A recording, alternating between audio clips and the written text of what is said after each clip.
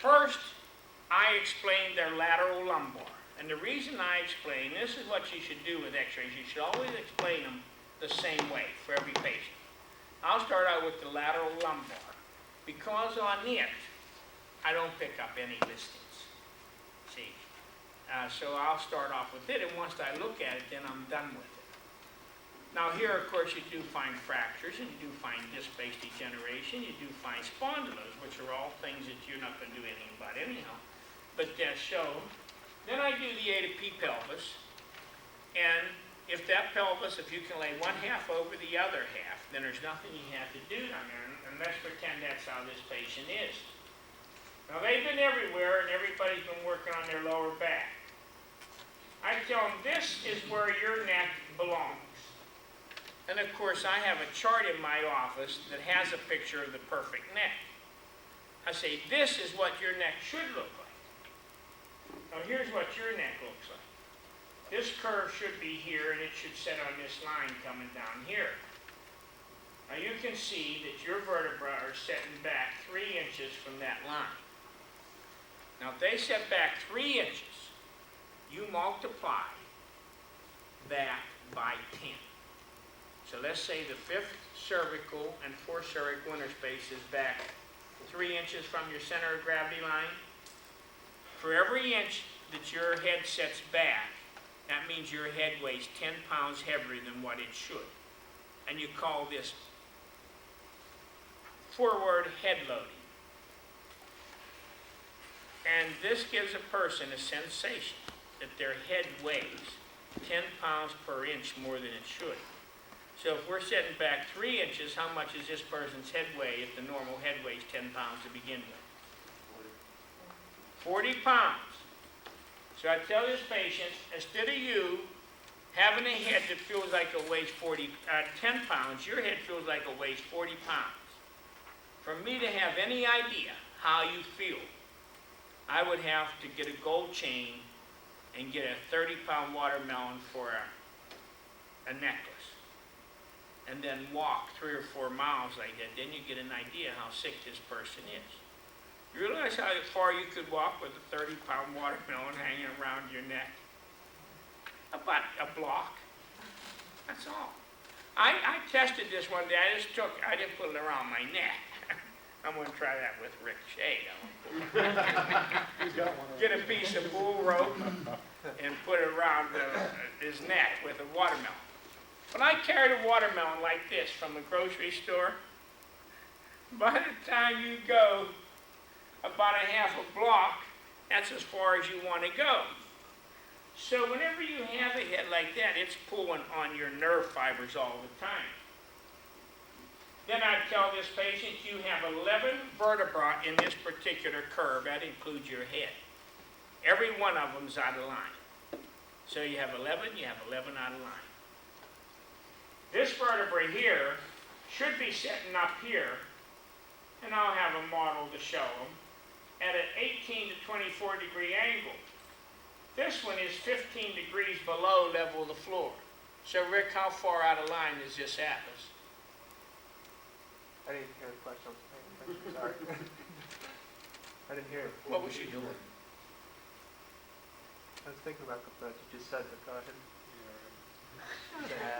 Now this atlas is 15 degrees below level of the floor. Right. So how far out of line is this atlas? Well, normal is supposed to be 18 to 24. So you take the minimum, which is 18, Right. and how many degrees is his neck out of line? Right. 3 degrees. Boy, that's good. Good. How do you arrive at that? You better stop thinking if that's... I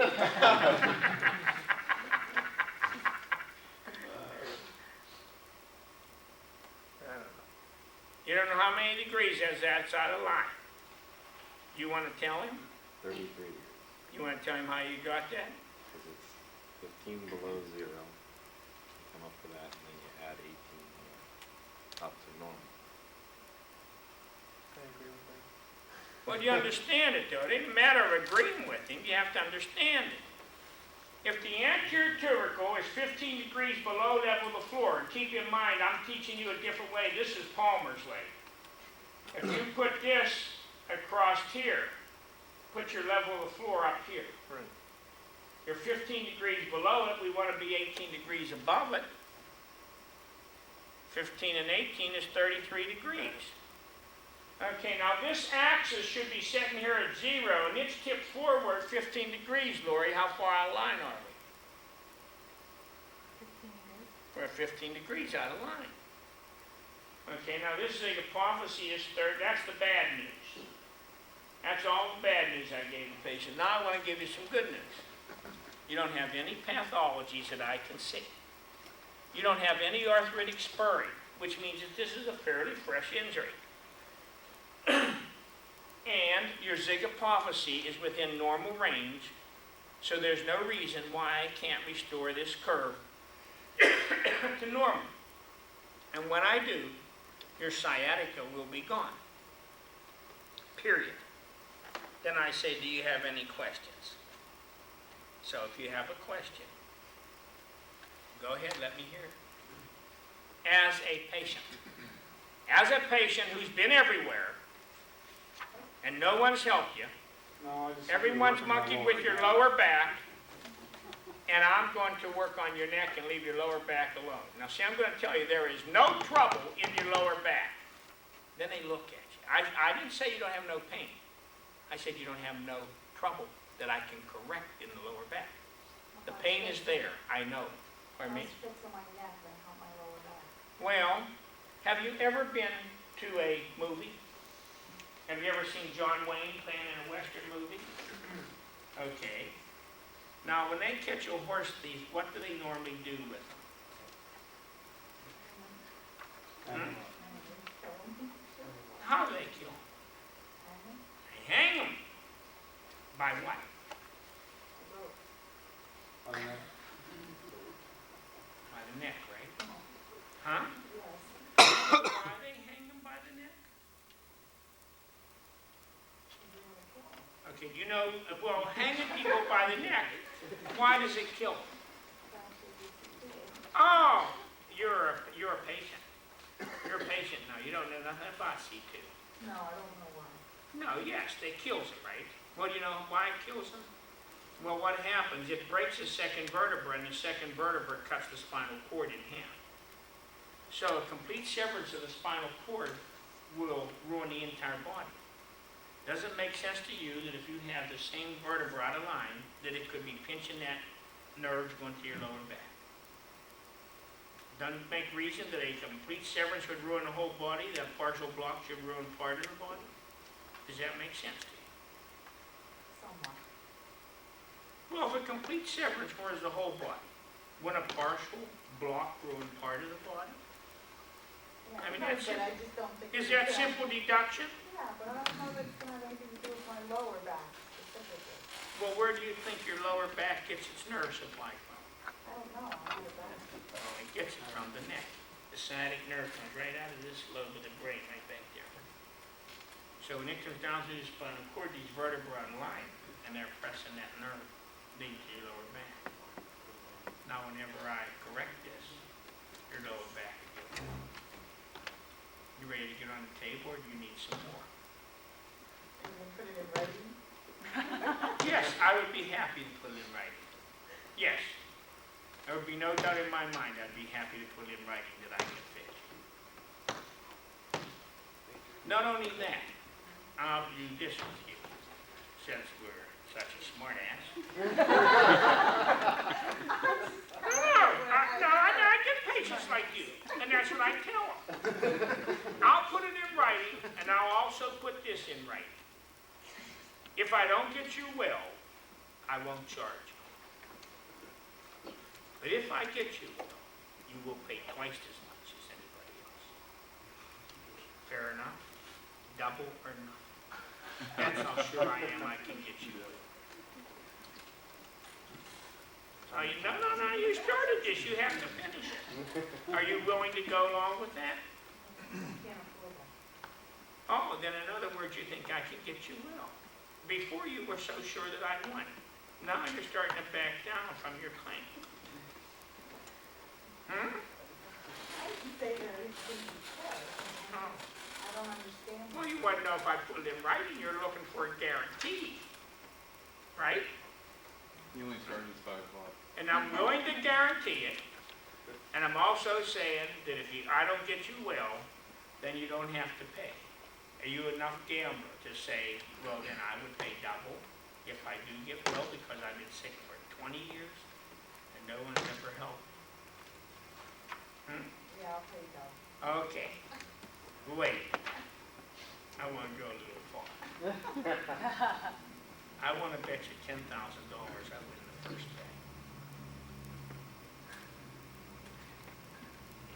John Reed will put you up to this. No, he didn't. How long would it take? How long will it take? Yeah, get back to work. Well, in your case history, how long, when did you have this whiplash of the neck? It has to be less than 5 years because no arthritis there. 3 years ago. 3 years ago? Okay, it'll take me 3 months. 1 month for every year. That's about what it'll take. But you'll be back to work for those, before those 3 months. That's how long it'll take me to discharge you. But you'll be back to work much sooner. I expect to have you back to work in this next week. That's what I'd say. If I had a case just like this, it's guaranteed. I'd have you back to work that fast. Guaranteed. Any other questions? How many times would I have to come? Well, if I was working in an office like yours, I'd say you're going to come in twice a week and until I get you out of pain. And then as soon as I have you out of pain, then we'll reconsider how many times you have to come. I expect to do that within a week or two. And then we'll take a re-x-ray, see how you're coming, and make another decision from there. So see, what he's done now, he has in his mind figured he's going to have to pay me for about 4 office visits before he can write me off as being a failure. See, because everybody's failed on him. What he's looking for is a number. He's looking for a number to see if he wants to. Then his next question would be, how much are your calls, doctor? And I'd say $35 a piece, and his calculator is working well with the x-rays and everything. It's going to cost me about $500 to see if this guy's BSing or if he really can do it. Then he makes up his mind, yes, he can afford to do that, see. That's what he's doing with them type of questions. And how long and all that. That's what they're doing. They're counting money. They're trying to see how soon they can write me off as another failure because they're almost betting that I'm going to fail. I mean, I like this game. I love the game where they think I'm going to fail. I even tell some mom, I said, you know, I actually think you'd bet money you want me to fail so bad. Because they automatically think you're going to fail. If 19 other guys failed on him, it's automatic that they think you're going to fail. But somebody has bragged up to a point that they just feel that it's a gamble. So how much money am I willing to gamble on this guy? That's where all those questions lead to. Every one of them. And see, once you can get them to commit for them a couple of weeks, then you have them. But then you have to produce. But something like this, that patient's in total compensation. There's no problem. You know, as soon as you adjust that fifth cervical, this patient's going to get immediate relief on the table. Anyone I've ever adjusted that had a neck like this, when they got off the table, they were ready to buy anything. Because this is a perfect compensated neck. They've never been to another chiropractor. And you know, the first adjustment that anyone gets is the most important one they'll ever have. Because almost any adjustment on the patient will help the first time. But when you're really doing something like this, it don't only help, it creates a miracle. Okay. When you start, I said all I had was necks like that. Now you'd think that a reverse curve like this is the worst neck in the world, but it isn't. It's by far the easiest neck in the world to correct because everything's in perfect compensation. And everything has gone out of line exactly the way it should. See, while we're here, we'll talk about the three different type of necks. There's the normal neck. That's one that has normal structure and perfect movement in every joint. Then there's the normal abnormal. This is a normal abnormal neck. It's abnormal, but it is subluxated in a normal way. Everything is compensated.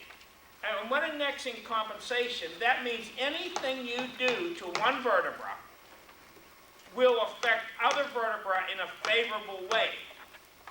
Now, the next type of neck is an abnormal. This is a subluxated neck that every time you do something to one vertebra, it adversely affects another vertebra. Now, for instance, if you have a neck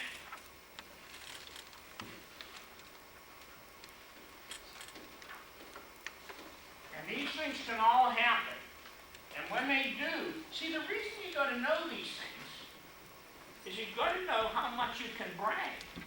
You don't brag unless you can do it. See? Like I walked over to people on stretchers, and I say, down in the rear, how long have you been on this stretcher? Why does it hurt my back today, Doc? And I've gone to the hospital, and they x-rayed me. There's nothing wrong with me. But I just in so much pain, I don't know what to do. You will walk out of here, real loud, to everybody in the waiting room here. And then I do it. Now, if I walk over, how long have you been on this stretcher? 6 months? Nothing. I don't say a word because I know I can't do it. See, I can't get him off the stretcher. Now, if he's been on there 6 months, but if he's been on there 1 day and he doesn't have no accidents and no broken bones, he'll walk. Because the sooner I get something, the faster I can make him respond. See? Oh, I walked out in the waiting room and made bets that I'd take crutches off of people. I did all kinds of crazy things, and won every time. But you'll never. And when one guy stood up and said, "Well, I don't think you're a better chiropractor than me. I don't think you can cure cancer." I said, "You never heard me say I could." Okay? I said, "But you are wrong on one point. I am a better chiropractor." Okay? I said, "The thing that I bragged about are things that I can do. You don't hear me say anything about licking the biggest guy in this room. Nah, I let that to somebody else. I don't even bother myself with that type of stuff. But when it comes to stuff like this, you can do this. So you brag about it. Now, what's an abnormal? See, if an atlas goes superior, plus, the axis should go with it and have the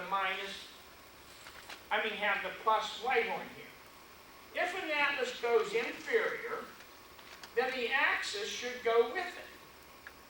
See? Now, if you have an axis that is like this and an atlas like this, you have an abnormal. Because as you adjust the atlas, you will make the axis worse.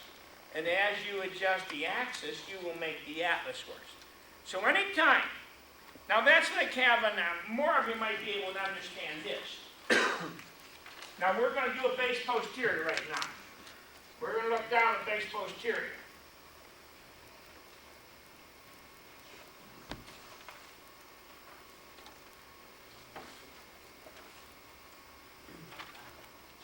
Now your atlas has moved right and it's moved posterior on the right.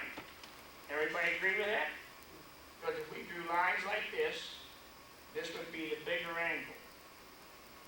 Okay, now if this was a normal neck, how should the axis spinus be rotating? Should go to the left, shouldn't it? Over here. Like that. So that if you adjust here, that pivots this around, doesn't it? And if you adjust here, that pivots this over, right? Okay, now what a lot of you call this is a variable. Instead of an abnormal, that would be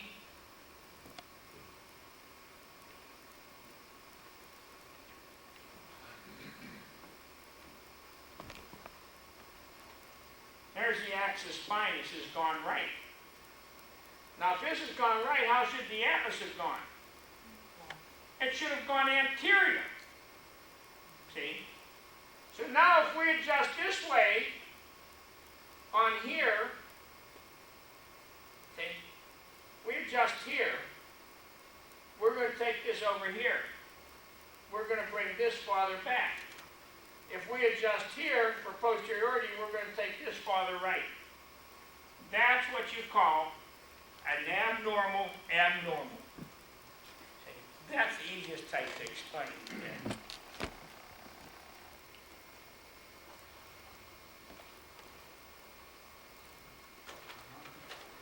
Now this is the worst type of neck in the world, right here. This is a combination neck. This neck is almost always chiropractically made. A combination neck is nothing different than a combination sandwich. If you have a combination sandwich, what does that mean it has, Laura? What would be a combination sandwich? Absolutely. It would have lettuce, tomato, cheese, turkey, ham, bacon, has many, many different ingredients. See?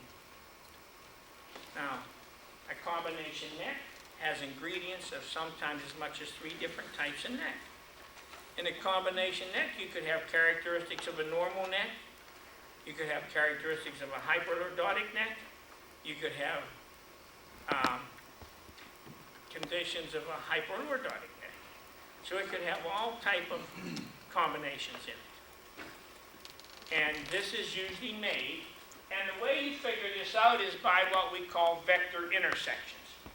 When you're doing the lines, the most important rule on your lines is this.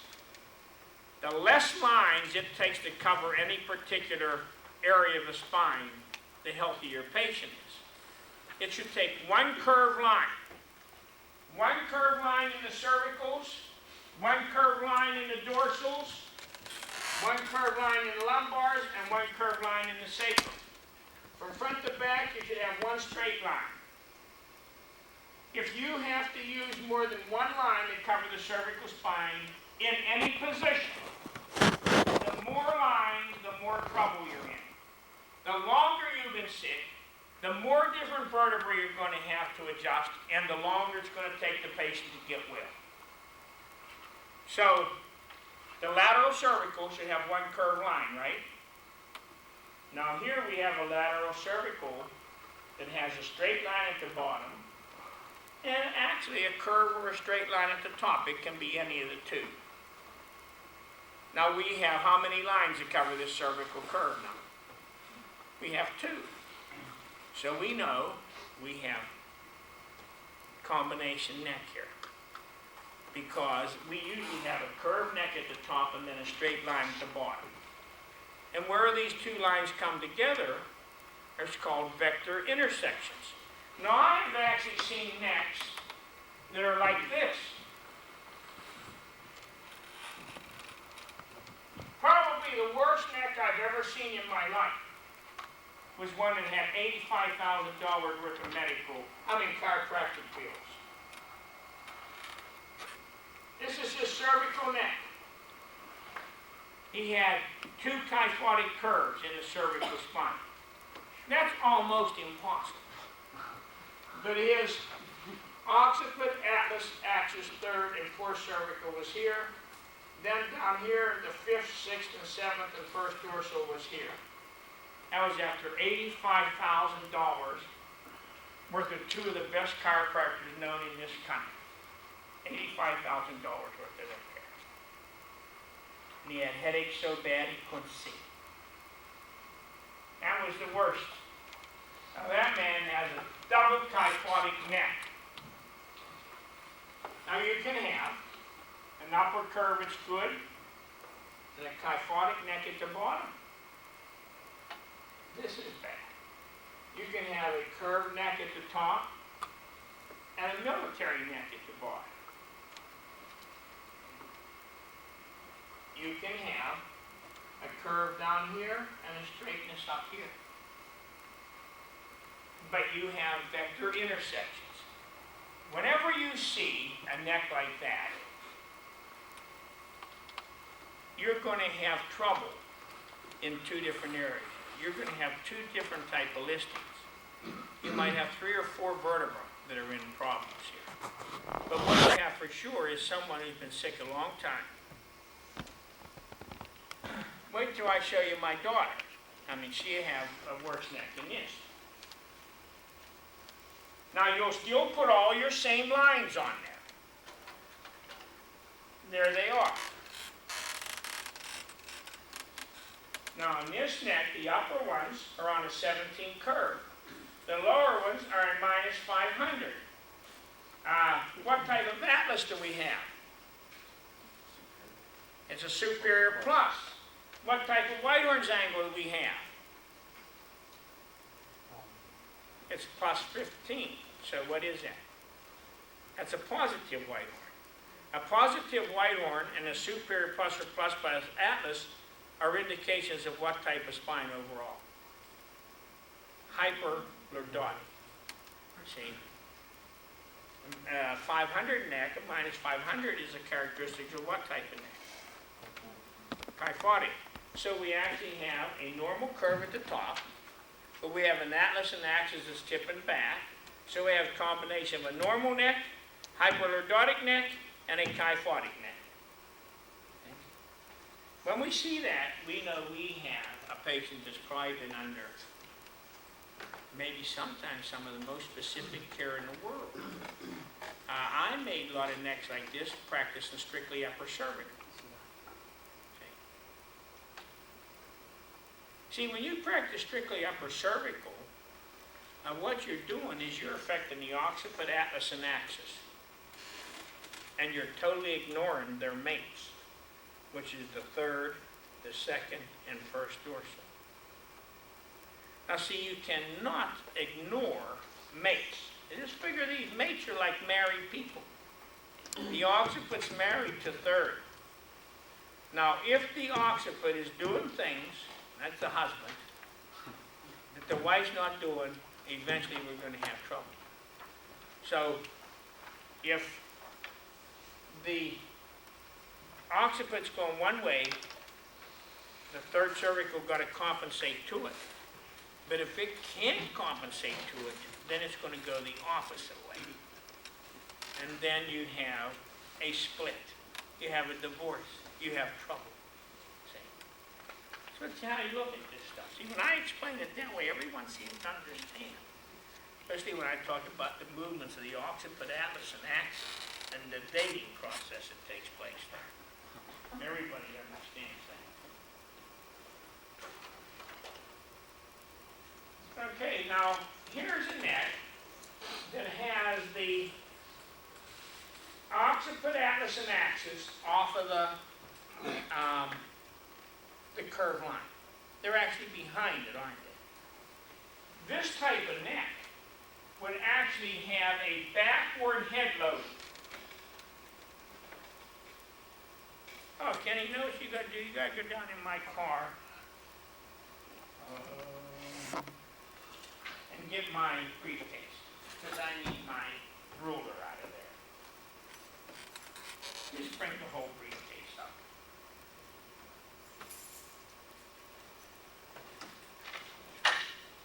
Now, see, on all practical purposes, people would call this a hyperlordotic neck. See, because the curve is a small curve. This right here, what I'm doing right here, is this line represents a 17 curve. What I was trying to do was make it fit that neck. Because when I was first doing this work, I didn't know how to correct hyperlordotic necks. So I always hoped when I saw an angle that it would be a 17 degree. Because if it didn't, I didn't know what to do about it. I knew what to do about kyphotic necks. I had no idea what to do with so-called hyperlordotic necks. So you see this first line here? That represents me putting a green ruler, trying to bend it, but it only goes down to 17. If I bend it to fit that, I'm going to break it. because if we could measure that would probably be about a 14. It's definitely less than 17. So I didn't know how to correct these type of necks. And when people would ask me, I'd say, well, you adjust the atlas, you know, something, you know. Just leave your voice trail off into nothing. Which means I really don't know, so don't bother me. And what I'd say is, look, there's only 1 to 2% of hyperlordotic necks in the world. There's 98% of kyphotic necks. Worry about them. See, the lordotic necks, the hell with you, go die, you know. That's what you get for not falling into something I know. But as I did this, and I kept moving the ruler around, what I found out was a hyperlordotic neck is really a neck that's normal down here, but up here it's starting to go posterior. That's why you have see, whenever the axis and atlas goes posterior, they actually tip. They don't do this. They tip. And as the axis tips up, because of the articulations with the anterior arch, the atlas goes superior plus, plus, plus. Okay. So, what I decided to do, instead of taking the lower cervicals and put them back on the curve, I decided to line the upper cervicals with the lower cervicals, and when I did that, we got a nice curve back. See? And my 17 fit on all the things, and you can see that. Now the way I did that was I adjusted the axis from the back. Now when you adjust the axis from the back, you have to come up this way. You have to come up and lift it up and drop the body back down on Whitehorn's line. And when you do that, the odontoid pulls the anterior arch and takes some of the superiority out of your atlas. Now we proved that. Still see that? Yeah, I can. This was a 28 angle. Now 28 is a superior plus, isn't it? I took it to a 22 angle. Is that within normal range? Fine. And I took Whitehorn from a 6 to a 0. Did I make a correction? Structurally, I made a correction. I brought the curve back. But let's look subluxation-wise. Let's look at the occiput atlas axis area. Are they even like that first x-ray I showed you? They're way off, aren't they? Are they exactly the same over here? Can we lay this over top of that? The only thing is, I moved it. So in other words, if there was 2 chairs out in that hall, I brought them back in this room. But they're not in proper position. I have them over there someplace, see? So structurally, I changed them, but I didn't make them any more useful. Now, of course, it took about 6 years after that to figure out what are we going to do about this. This is a problem. So see, what I did was I took something that was out of line and I brought it back in and lined it up, but I didn't make it move. Okay. I pick his arm up and I move it over, but that's not meaning he can move the arm. Then we start coming up, and let me show you how much you change the spine when you do something like this.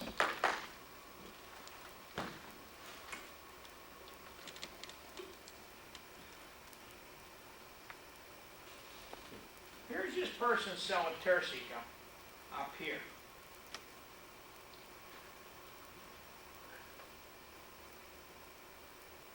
I moved his head forward, didn't I?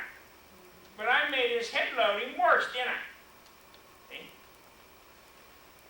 Because there's trouble down here that I didn't know about. So you can move things around and you can cause nice changes, but if you don't totally correct, then the new position you give a person could actually be worse for him than the old position. Okay? So what we had to do was figure out, what are we going to do about this?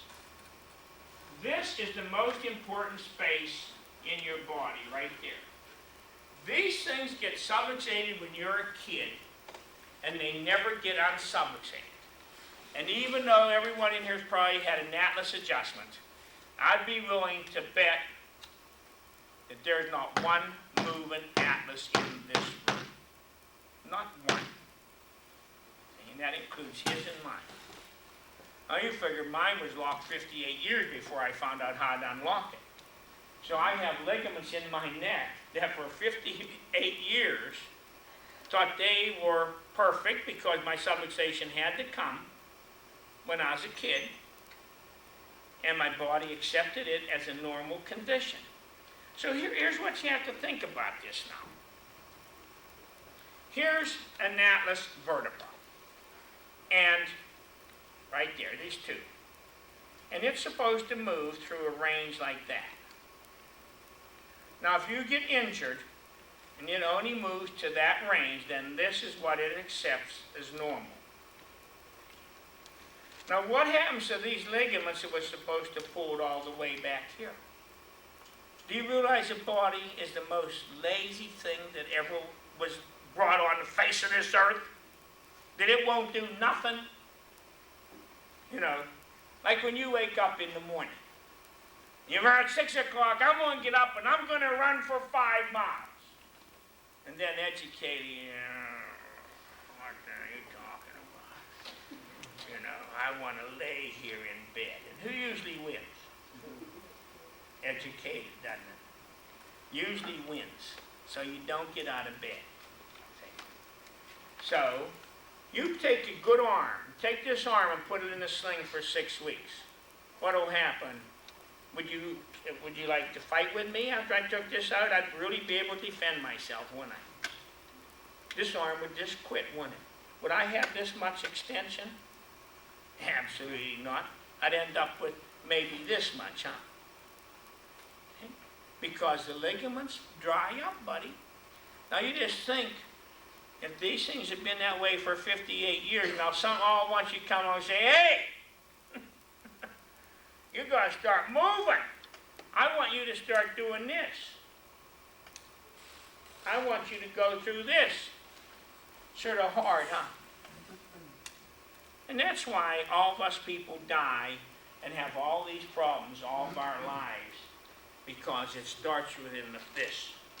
And the body accepts that as normal, and so we're dying a little bit every day because our body's not moving properly. Now, if you can get this moving back again, you can guarantee people 120 years. 120 years of life. Reproduction up to 115. How about that? And vasectomies come along a lot faster now. That's what you got to realize. Now,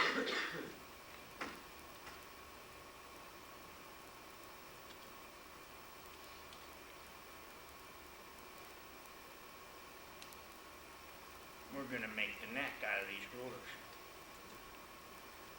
Occiput, atlas, axis, third cervical. Then we had to figure out, how do we want it to move?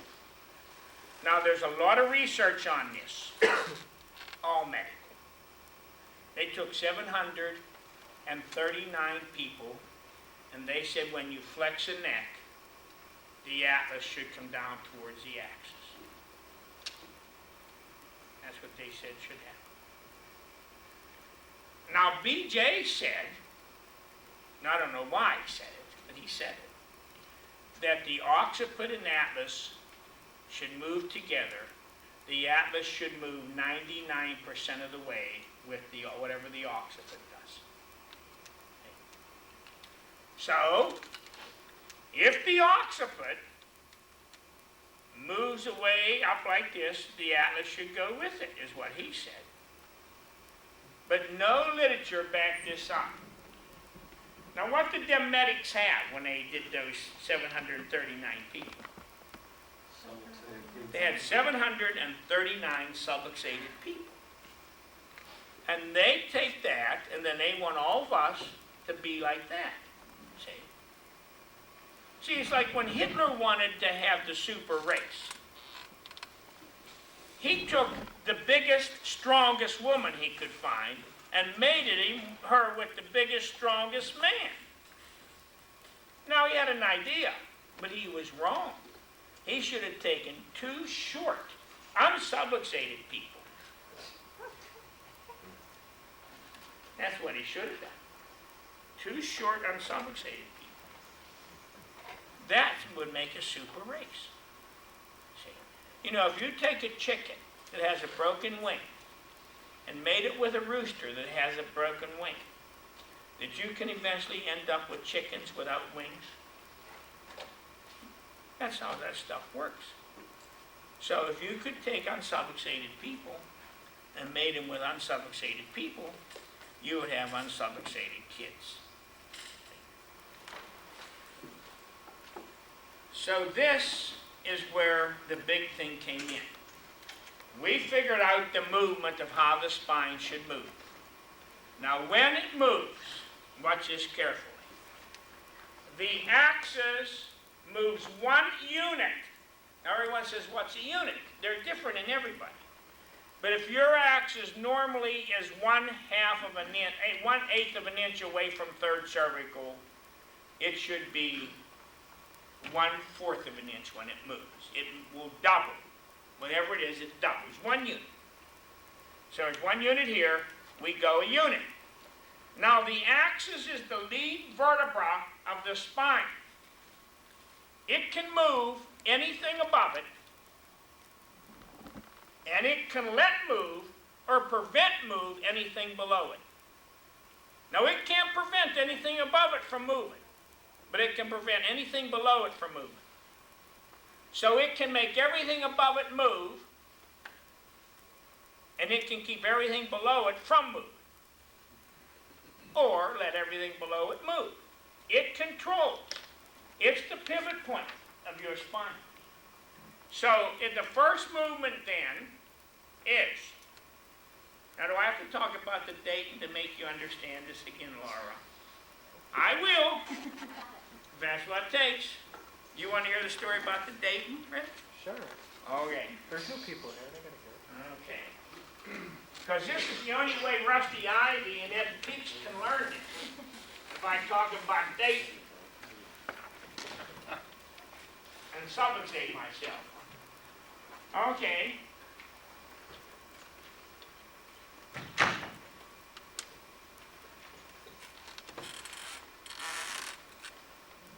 That's the three things that's going to move. The axis moves. These guys are all going on dates. And all their girls live 1 mile away. So that means the axis has to go 1 mile. The atlas has to go 3 miles, and the occiput has to go 2 miles. That's the way the dating is. That's where the girls are. Now, they start out from school here. And the occiput and atlas doesn't have a car here. So the axis says, look guys, my girl is 1 mile down the road. I'll drive that far. I'll take you guys with me. How far has the atlas axis moved so far? The axis. Yeah. 1 mile. How many on its own? Axis on 1 mile. Okay. How far did the atlas move so far? 1 mile. How many on its own? None. How many has the occiput went? 1 mile. Okay. Okay, the axis gets to his girlfriend's house, which is over here. and he drops everybody off. He's went 1 mile. Now, the occiput says to the Atlas, my car happens to be parked at the Axis' girlfriend's house because I stayed there. Now, I will take you to my girlfriend's house in my car. So now the movement from the Atlas and occiput, this movement here, from the occiput's movement is not from the Atlas, it's from the axis. So he moves 1 mile, and he takes the Atlas with him. How far has the Atlas moved so far? 2 minutes. How many on its own? Or 9. How many has the occiput moved? How many on its own? 1. This drove axis. What are you talking about? His girlfriend. Yeah, you don't even know when I talk about girls. Okay, now the Atlas got to go 1 mile by itself. And the occiput says, I'm sorry, I'm stopping here. And the Atlas says, that's okay. I stayed at your girlfriend's house last night, so my car is here. See? Horrible. Like, it's almost like General Hospital. So then the Atlas moves 1 unit by itself. How far has the Atlas moved so far, DC? Which one? Atlas? Atlas. Moved 2. Not 3 now. How many on its own? 1. Where'd the other 2 come from? Axis, no. Okay, how far has occiput moved? 2. How many on its own? 1. How many has the axis moved? Does everybody understand that? We started out with 3 lines that were parallel. Occiput, Atlas, axis, third cervical. Okay? Fourth cervical, third cervical,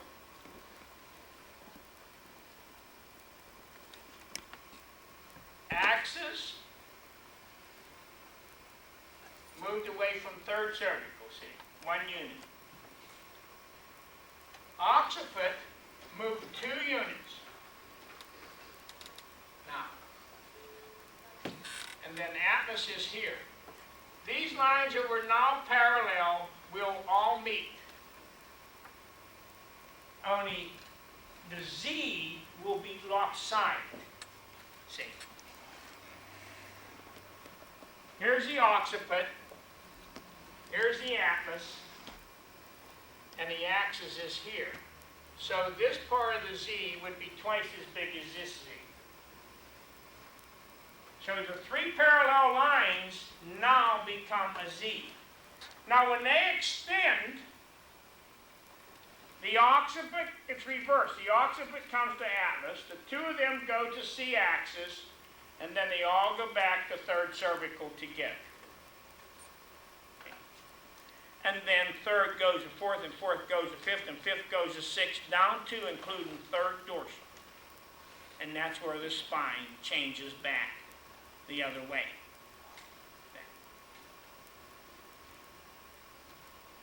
And now we have, so the pictures have to be totally different.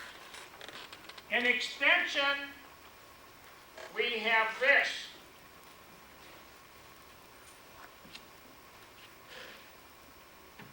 So the lines that started out parallel go to a Z, and in extension they go to ice cream cones.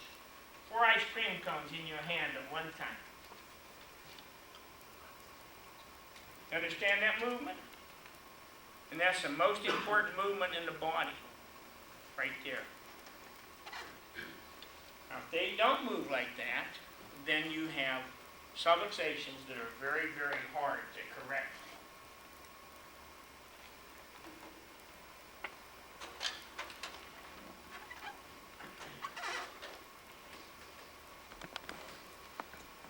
Now, there's a rule that says this. When a third cervical goes posterior, the Atlas should go inferior. Now, this neck is out of compensation.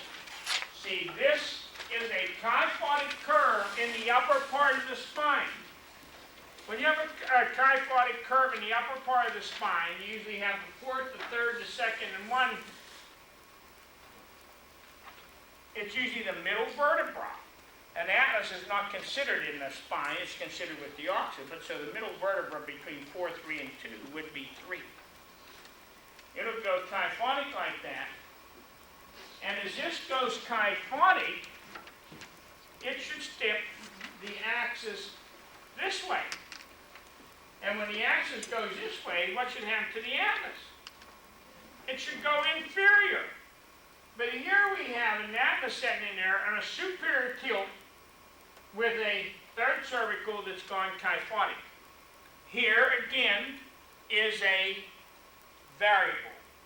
Because as we adjust the third cervical forward, that's going to tip the axis backward, and what's going to happen to the atlas?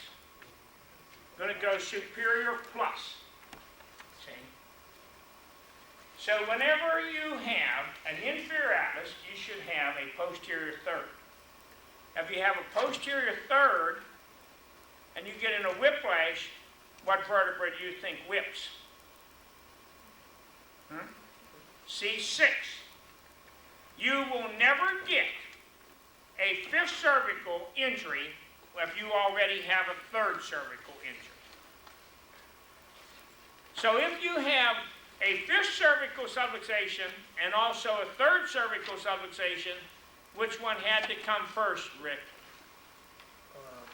Third, right? No. Fifth would have to come first. Because once you have a third, you can never get a fifth. You will get a sixth. So if you happen to have a third and a fifth, then you have to know that the whiplash injury came before the falling on the head injury. And if you have a third and a sixth, then you know that the third had to come first and the sixth second. Now, if you have a superior plus atlas, then you should have an axis problem. See, this should be an axis problem here instead of a third cervical, if everything was working right. See, the only thing that can put a spine out of compensation is multiple accidents, or chiropractors adjusting vertebrae that are not subluxated. See, when you adjust compensated vertebrae, you will get symptomatic relief. You know, like if Mike is the subluxation, and I adjust it to above and below, I'm going to affect him. And there's times that you have to do that. Now I found that out. But there's times if you do it, you're in deep trouble. So you have to know when these times are.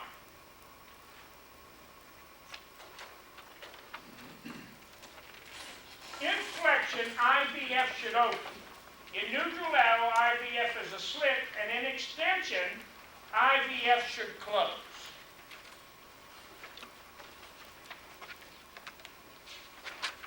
Now see, when you put all these rules together, then you can analyze your x-rays without any problem. Now, upon flexion, the subluxation is the vertebra below the kink. So if this is a neck, and these are all vertebrae, the simplest rule is you will have a straight line where the occiput atlas axis, third cervical, fourth cervical will be on one line, then fifth, sixth, seventh, and so on will be on another line. If this is a flex neck, the kinking point is here. Between fourth and fifth, then the subluxation is the vertebra right below the kink, which would be fifth. And be your subluxation right there.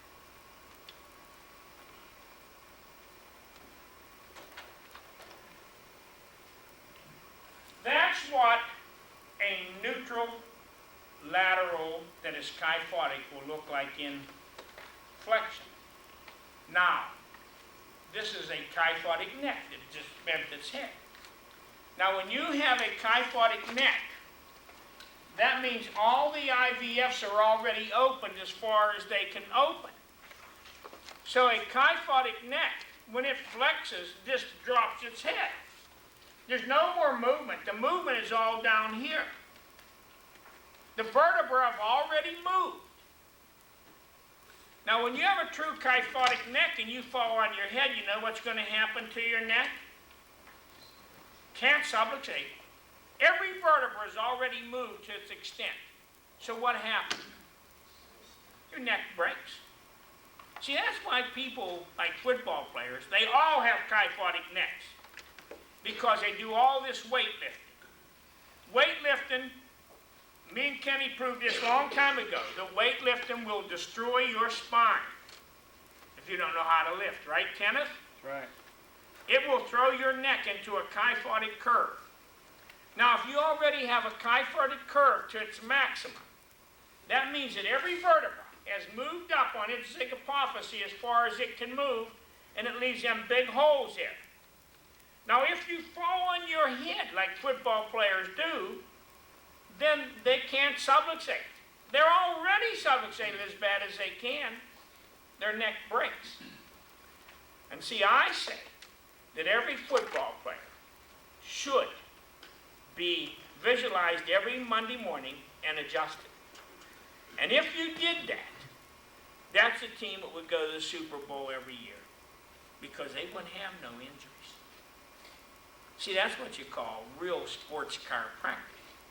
When I see these people call themselves sports medicine, they know so little about chiropractic, it's pathetic. You know, the guy who took there, Joe Montana, do you know he now teaches sports medicine classes? And Joe Montana's only played a half a dozen games in the last 3 years. Now, he had rotary cuff and stuff like that, and the elbow problems. If chiropractic can heal a bad heart, if chiropractic can heal, the correction of subluxation, saying, when you correct the subluxation, there's been cases of ulcers that disappeared, there's been all kinds of things that disappeared, right? Then why couldn't a rotary cuff disappear? What's the difference? I mean, you're dealing with organs. Organs make up systems. Organs are made out of tissue. Tissue is made out of cells. So if the correction of a subluxation can correct one organ in one system, then why couldn't it correct an organ in another system? Now, a rotary cuff is in what system? What system? The skeletal system. The system of what? Movement, right? Okay. I had a girl over from Hawaii 3 weeks ago. She was here because some chiropractor in Hawaii used a cranial lift on her and destroyed her. Just totally destroyed her. She'd come over here.